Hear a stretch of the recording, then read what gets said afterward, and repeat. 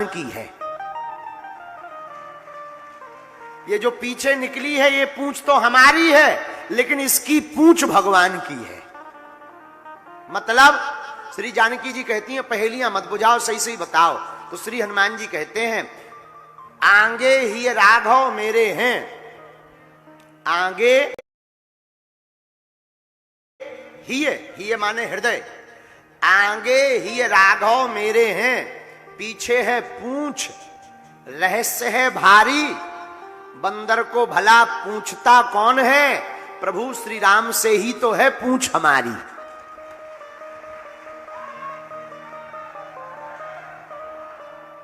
तो आज जो विराजमान हो, आप अपनी जिंदगी में अगर आपका नाम है, मान है, सम्मान है, यूं मत मानो कि भगवान ने यूं मत मानो कि तुम्हारे अंदर ये कला है, ऐसा मानना चाहिए कि ये भगवान की हम पर कृपा है, गुरुदेव की कृपा है।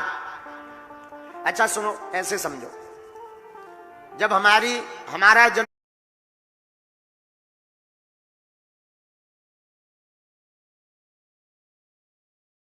हुआ 4 जुलाई सन 1996 में, तो उसी तारीख को लाखों लोगों का जन्म हुआ। हाँ जी अन्ना जी बोलो। अच्छा, जिस वक्त हमारा जन्म हुआ होगा उस वक्त पूरे विश्व में अनेक बच्चों ने जन्म लिया होगा। हाँ जी अन्ना जी। तो राशि भी एक पड़ी होगी, हमारी राशि वृश्चिक पड़ी, उन बच्चों की भी पड़ी। लेकिन एक धीरेन्द्र ये हैं कि व्यासपीठ पर बैठकर श्री सीताराम जी के गुणानुवाद को गा रहे, और कई धीरेन्द्र ऐसे होंगे जो होटल में प्लेट साफ कर रहे होंगे। आपके नाम के हजारों लोग होंगे, तुम यहां तबला बजा रहे, तुम्हारे ही दिन पर वो जन्म उन्होंने लिया होगा, तुम तबला बजा रहे, और कौन ऐसा भी होगा जी हाँ लुगाई बजाऊ थी।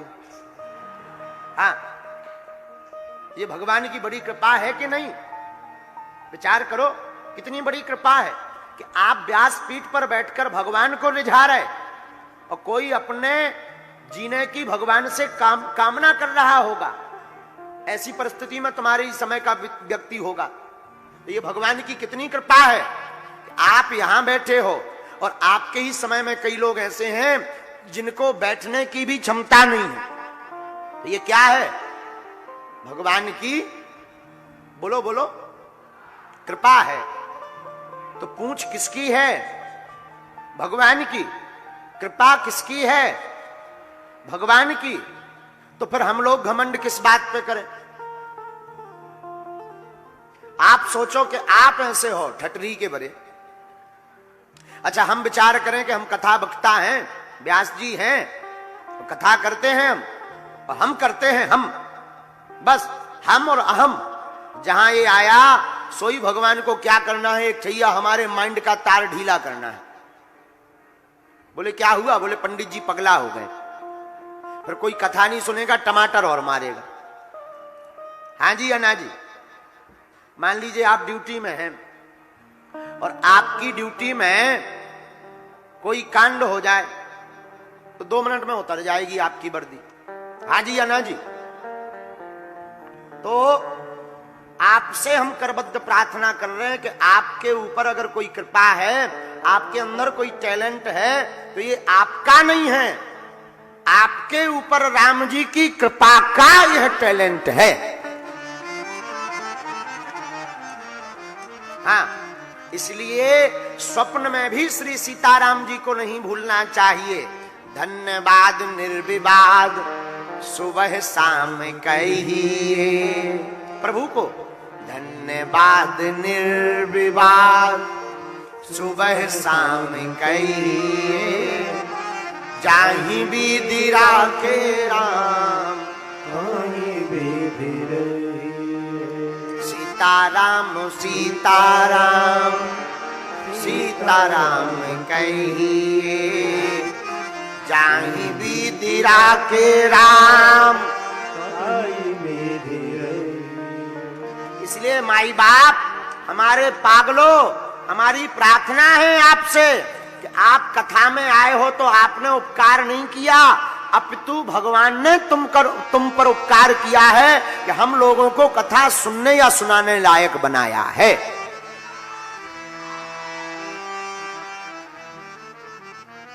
अच्छा मान लो अपन भैंसिया बने होते, भैंस जाना अंग्रेजी में क्या कहते हैं उसे, बफेलो, क्या कहते हैं। अब मान लो बफेलो बने होते तो क्या कथा सुनने आते? बोलो बोलो बोलो बोलो। अच्छा मान लो डीओजी डॉग बने होते तो क्या कथा सुनने आते? लेकिन भगवान ने क्या बनाया है? मनुष्य, मानव। मानव तन पाकर अगर हम भगवान को धन्यवाद ना दें, उनकी कथा ना सुने, तो हम आपसे बढ़कर के इस संसार में कोई मूर्ख नहीं है। यही देवता कहना चाहते, बड़े भाग्य मानुष तन पावा, सुर दुर्लभ सदग्रंथ निगावा। तो हम पर भगवान की बड़ी करुणा है कि हमें भगवान ने मनुष्य बनाकर कथा सुनने लायक बनाया है।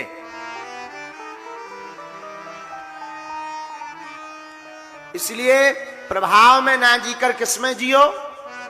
भगवान ने जो तुम्हें धन दिया, जो तुम्हें रूप दिया, जो तुम्हें पदवी दी, जो तुम्हें पद दिया, जो तुम्हें प्रतिष्ठा दी, ये तुम्हारी महिमा नहीं है, ये हमारे श्री सीताराम जी अहेतु की कृपा है कि आपको भगवान ने चुना है। अब उस पद पर बैठकर पदाभिमान गुमान ना करके, धन का अभिमान गुमान ना करके, उसे भगवान की सेवा मान करके समाज कल्याण में अपने जीवन को लगा देना चाहिए।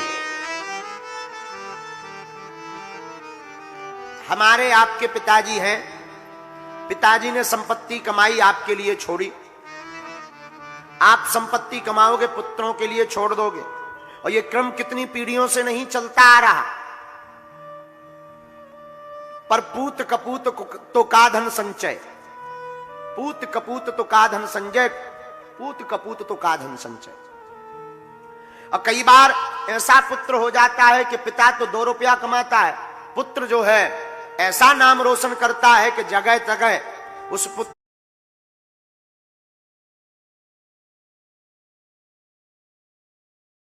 बैठी हैं।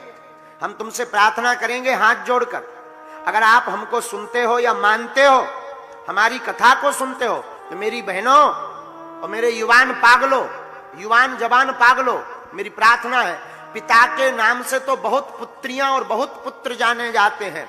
तुम ऐसी कमाई करके बताना जिंदगी में जब तुम्हारे नाम से पिता की महिमा गाई जाए।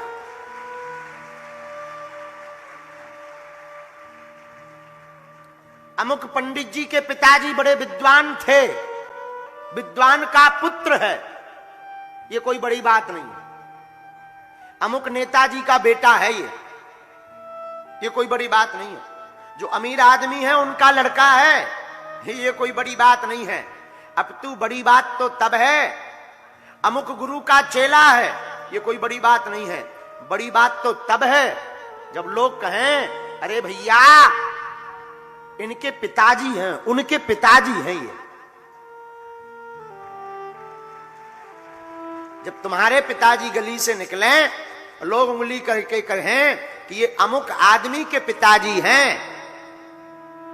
अमुक राजनेता के पिताजी हैं, अमुक शिष्य के पिताजी हैं, तब तो महिमा है। वरना तुमने अपनी जिंदगी में कुछ नहीं कमाया, 2 कौड़ी में अपनी जिंदगी बर्बाद कर दी और तुमने व्यर्थ जीवन गवा दिया।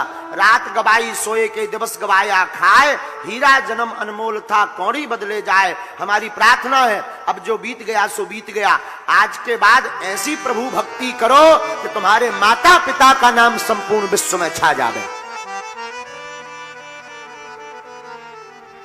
और तुम्हारे माता पिता को गौरव होवे ये हमारा बेटा है, यह हमारी बेटी है।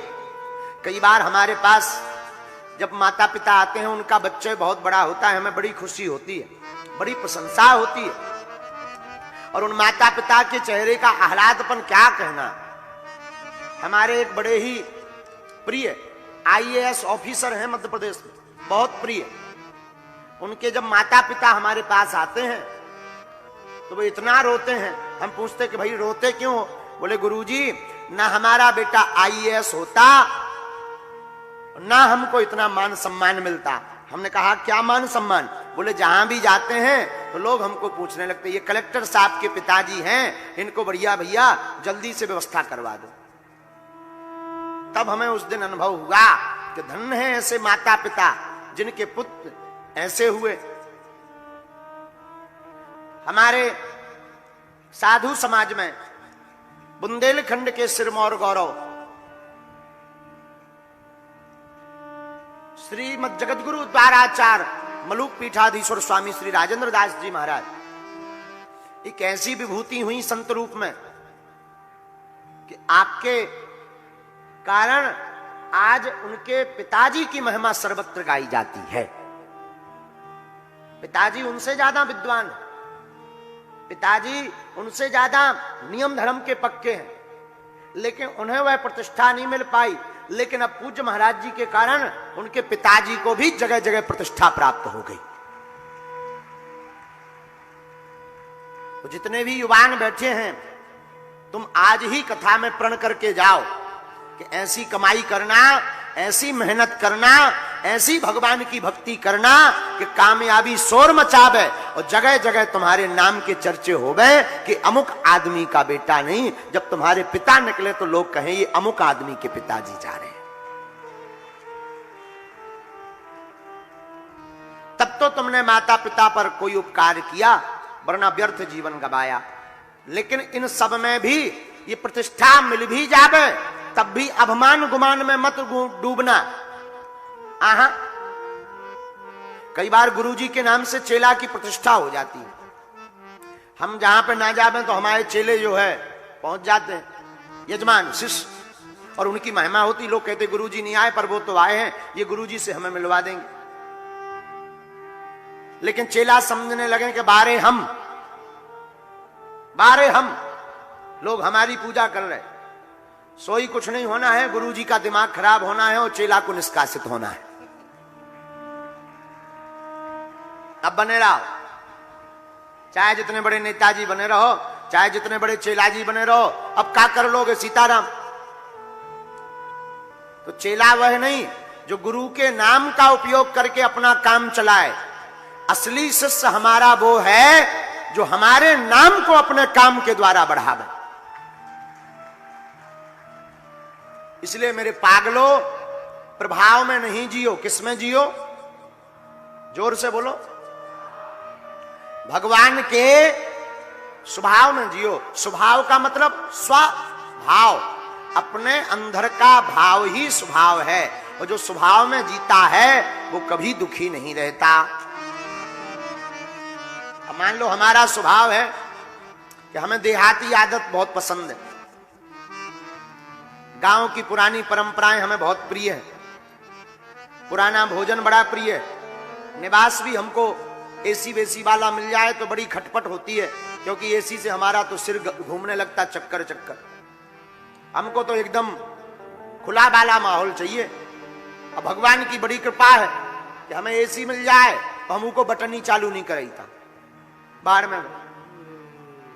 अच्छा मान लो अगर एसी की आदत पड़ी होती हो, काऊ गरीब के घर पे जाते, बेचारे के घर पे एसी ना होती तो टेंशन हो जाती है।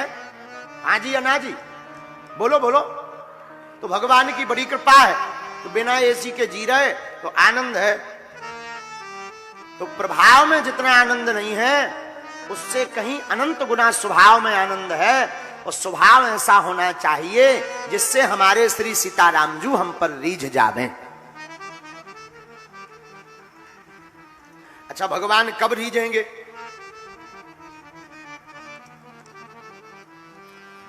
भगवान कब रीझेंगे? जब भक्त का भाव दृढ़ होगा। कब रीझेंगे? एक हम आपको बढ़िया चर्चा सुनाते हैं। बुंदेलखंड में एक स्थान है ओरछा राम राजा सरकार। किस किसने सुना है? हाँ, मध्य प्रदेश में एक स्थान है जहां राम राजा ओरछा है। ओरछा में श्री सीताराम जी विराजमान है साक्षात।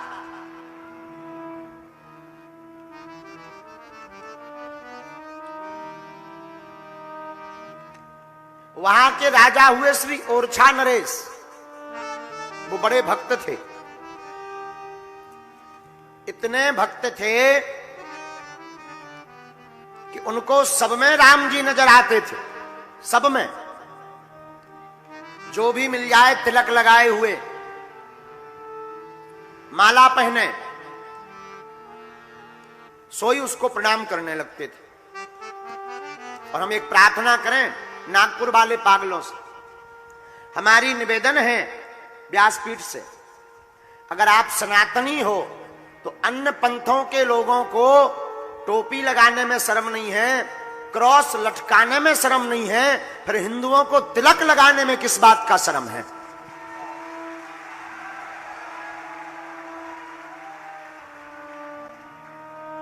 एक जमाना ऐसा था कि तिलक लगाने वाले व्यक्ति को काटकर मार दिया जाता था, लेकिन अब भगवान की ऐसी कृपा हुई कि वर्तमान समय में तिलक जो लगाए रहता है वह उस व्यक्ति का सम्मान बढ़ता है।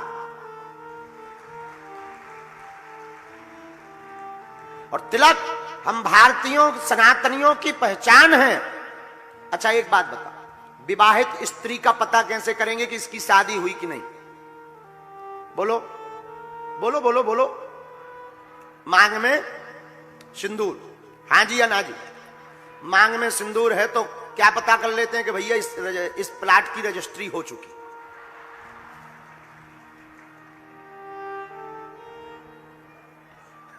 हाँ जी या ना जी? बोलो बोलो। अच्छा मांग में सिंदूर ना हो तो क्या मान लेते हैं? हाँ जी या ना जी? अच्छा ठीक। मांग का सिंदूर माताओं का बता देता है कि यह विवाहित हैं। उसी प्रकार भक्त के मस्तक का तिलक बता देता है कि यह भगवान का हो गया।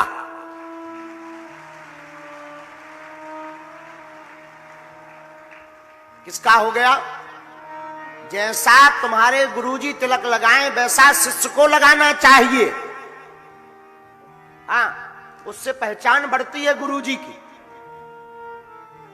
शिष्य की, परंपरा की, अपने गुरुदेव अनुसार। अब चूंकि हमारा जो तिलक है ये हम अपने सन्यासी बाबा जी का लगाते हैं। हम हैं तो रामानंदी संप्रदाय के, लेकिन हमारे दो गुरुजी हैं, एक साधना गुरु, एक दीक्षा गुरु। साधना गुरु हमारे दादा गुरुजी के गुरुजी श्री सन्यासी बाबा, और मंत्र दीक्षा गुरु धर्म चक्रवर्ती पद्म विभूषण रामानंदाचार्य जगत गुरु तुलसी पीठाधीश्वर महाराज जी हमारे दीक्षा गुरु। तो हम जो तिलक लगाते हैं अपने गुरुजी का लगाते हैं, श्री सन्यासी बाबा का। शिष्य का धर्म है गुरु के रूप का मस्तक पर तिलक लगाना, और लगाना चाहिए। अब आप पूछोगे तिलक से वैज्ञानिक साइंटिफिक रीजन क्या है? ये जो दो भौहें हैं, भौहें के मध्य में यह जो है इसको कहते आज्ञा चक्र। क्या कहते हैं? बोलिए जोर से। आज्ञा चक्र पर डायरेक्ट सूर्य की किरण पड़ने से विद्यार्थी की याददाश्त कमजोर होती है, और तिलक लगाने से मस्तक की शोभा बढ़ती, सनातन परंपरा का निर्वाहन होता, आज्ञा चक्र पर प्रेस होता, पुश होता, दबाव बनता। और तिलक लगाने से सूर्य की डायरेक्ट किरण नहीं पड़ती तो विद्यार्थी का दिमाग तेज रहता है और उसकी याददाश्त तेज हो जाती है। यह साइंटिफिक रीजन है। हमारे पूर्वजों बराबर कोई वैज्ञानिक नहीं हुआ। हमारे पूर्वज बहुत वैज्ञानिक थे, हमारे आपके। उन्होंने पीपल का पूजन किया, पीपल को ना काटने की सलाह दी। पूजन क्यों किया? क्योंकि उनको पता था कि हम पूजन करेंगे तो कोई काटेगा नहीं, और विज्ञान भी कहता है कि पीपल 2400 घंटे ऑक्सीजन देता है तो उसको काटना नहीं चाहिए। तो विवाहित स्त्री का लक्षण क्या है? लेकिन अब आजकल तो बड़ा उल्टा जमाना आ गया। माता जी हरे ऐसी वो सिंदूर लगा लेती हो, बालों में ढक लेती कि रामी जी बचा दे। हाँ, मानो भी ये दुनिया को बताना चाहती कि हमारा तो विवाह भाव ही नहीं है। हाँ, इतना सा लगा लेगी ऐसे ऊपर, तो वो बालों में छुपा भी लेगी। अरे जब प्रेम किया तो डरना क्या। फिर कई माता जी कहने लगे, अरे महाराज दिखावा से क्या मतलब है, संबंध तो दिल से निभता है। बात ठीक है, पर बाहर का आभूषण अंदर की दशा को सुधारता है। इसलिए वस्त्र, आभूषण, श्रृंगार, तिलक हमारी मनोदशा को सुधारता है।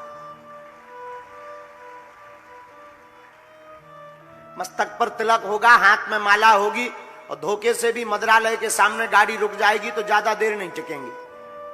हाँ जी अन्ना जी, क्या लगेगा कि लोग क्या कहेंगे कि बताओ हम तिलक लगाए हैं और पौआ की दुकान पे खड़े।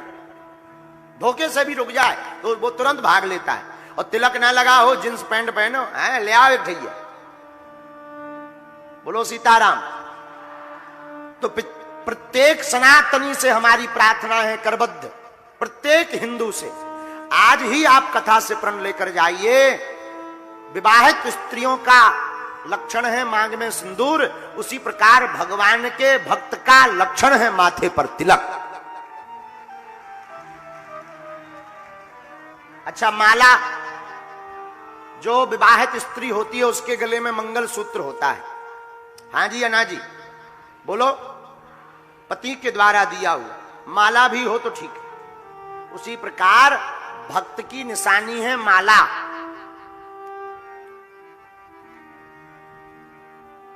कुत्ता दो प्रकार के होते हैं, कुत्ता दो प्रकार के, एक पालतू एक फालतू। कितने प्रकार के होते हैं? पालतू। अच्छा, इनका अंतर बताओ। जो पालतू होता है उसके गले में पट्टा होता है, जो फालतू होता है वो ऐसे ही रहता है, नगरदम। अच्छा, काऊ के गले में पट्टा डला हो, वो शैतानी कर दे तो आदमी फिर मालिक को ढूंढता है, और पट्टा ना डला हो, शैतानी कर दे तो दे लठ लाल कर देता है। और पट्टा डला हो तो कुत्ता को नहीं मारते, मालिक पर एलिगेशन करते हैं। हाँ जी अन्ना जी, बोलो बोलो। उसी प्रकार भक्त की गले की माला राम जी के पालतू की है।